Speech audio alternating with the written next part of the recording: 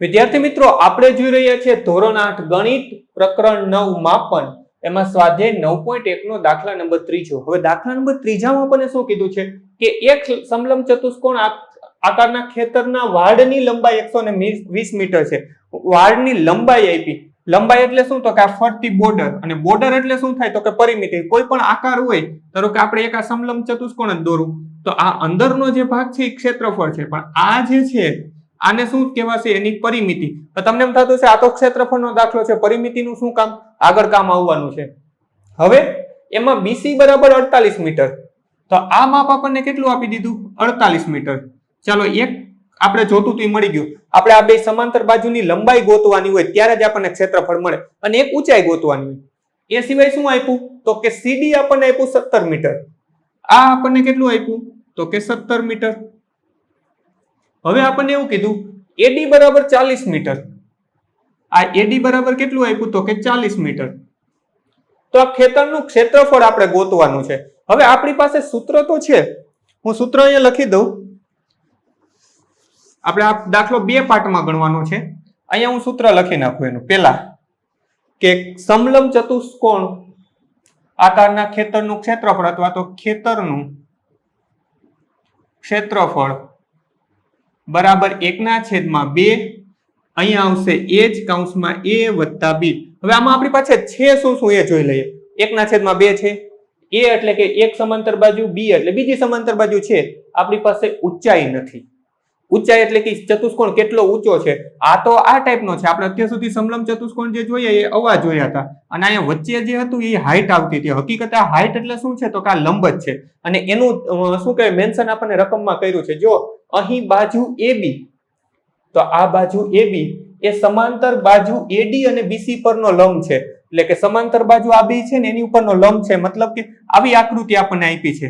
હકીકતે એ આપણે AB ગોતી લેશું ને તો આપણને H મળી જશે. અને AB મળશે ક્યાંથી? તો કે હવે આપણે જે પરિમિતિ આપણને શરૂઆતમાં આપી દીધી હતી 120 મીટર, એની ઉપરથી આપણને AB મળશે. તો ચાલો વિડીયોની શરૂઆત કરીએ. અને એ પહેલા તમે જો જ્ઞાન વિશ્વ ઉપર નવા છો અથવા તો હજી સુધી જ્ઞાન વિશ્વને સબસ્ક્રાઇબ નથી કરી, નીચે આપેલા સબસ્ક્રાઇબ બટનને ક્લિક કરો, બાજુનો બેલ આઇકન પણ દબાવો. વિડીયો કેવો લાગ્યો અથવા દાખલામાં કઈ ના સમજાય મને કોમેન્ટ કરીને જણાવજો. હવે આપણે પરિમિતિનું શું કામ? કે પરિમિતિ આપણને 3 બાજુ આપી દીધી છે અને ટોટલ આપી દીધું. એમાંથી આટલું આપણને નથી આપ્યું, તો ત્રણેય બાજુનો સરવાળો કરી અને ટોટલ 120 માંથી હું બાદ કરી નાખીશ તો મને AB મળી જશે. તો હું અહીં લખી શકું કે ચતુષ્કોણની પરિમિતિ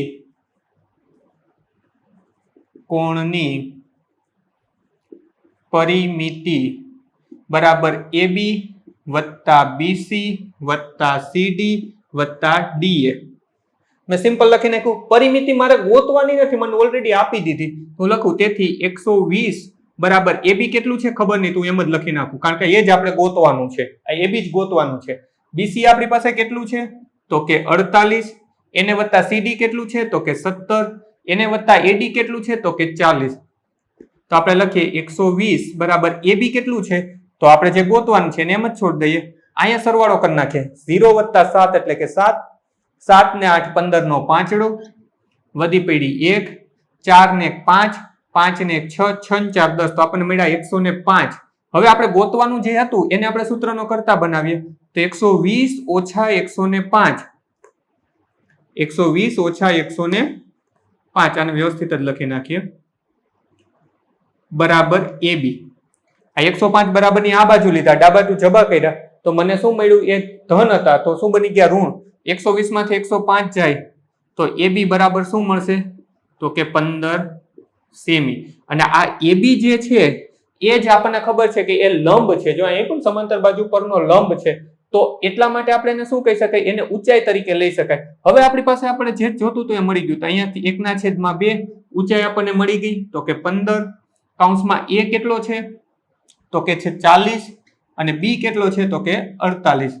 તો અહીંયા કરીએ 1/2, 15, 40 વત્તા 48 કેટલા થશે? તો કે ગુણ્યા 88.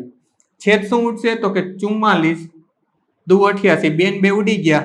તો અહીંયા ઉપર વધ્યા 15, એને ગુણ્યા 44, ગુણાકાર કરી લઈએ. 44 ગુણ્યા 15 એકમ દશકની શૂન્ય 44 એકુ 44, 5 ચોક 20 ની શૂન્ય વધી પેઢી 2, 5 ચોક 20 ને 2 22 નો બગડો 0 4 ને 2 6 6, તો જવાબ આવ્યો 660. આપણે શેમાં ગણતા હતા દાખલો? તો કે સોરી, અહીંયા આપણે મીટર આવશે, દાખલો આખો મીટરમાં છે તો આ પણ આવશે મીટરમાં, તો અહીંયા 660 મીટરનો વર્ગ. વિડીયોને પોઝ કરી આ રફ કામ પૂછી નાખીએ. વિડીયોને પોઝ કરી ત્રીજો દાખલો તમારી નોંધ પોથી ઉતાર્યો, ત્યાં પછી વિડીયો ચાલુ રહેવા દેજો. ત્રીજા પછી ચોથો દાખલો ફોટોની એક લિંક સ્વરૂપે જ આપી દઈશ, ટચ કરશો એટલે જોઈ શકાશે. સ્વાધ્યાયના બધા જ દાખલાની લિંક નીચે ડિસ્ક્રિપ્શનમાં આપી છે, તો ત્યાંથી પણ તમે જોઈ શકશો. બાળ મિત્રો, વિડીયો જોવા માટે ખૂબ ખૂબ આભાર. આ વિડીયોને લાઈક કરો. જો હજી તમારા મિત્રો સાથે આને શેર ના કર્યો હોય તો આ વિડીયોને શેર કરજો, અને મારી આ ચેનલને કે જ્ઞાન વિશ્વને સબસ્ક્રાઈબ કરવાનું ભૂલતા નહીં. ચોક્કસથી આ ચેનલને તમે સબસ્ક્રાઈબ કરજો. Thanks for watching. ફરી મળશું બીજા વિડીયોમાં.